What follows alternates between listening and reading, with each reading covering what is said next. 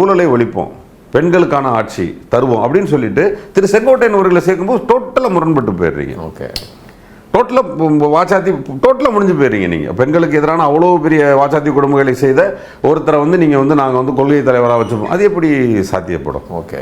So நாங்கள் அவரை கூடவே வச்சுப்போம், அவர் தான் எங்களை இனிமேல் வழி நடத்துவார், அவருடைய சீனியாரிட்டி எங்கள் மேலே எப்படி திணிப்பார்?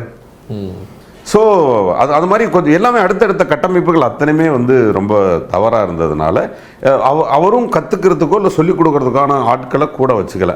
அதில் பர்டிகுலராக நீங்கள் புஷி ஆனந்த் அவர்கள்கிட்டையும் அந்த முறைப்படுத்துதல் இல்லை, திரு ஆதவ அர்ஜுனா அவர்கள்ட்டையும் இந்த முறைப்படுத்துதல் இல்லை, திரு நிர்மல்குமார் அவர்கள்ட்டையும் முறைப்படுத்துதல் இல்லை.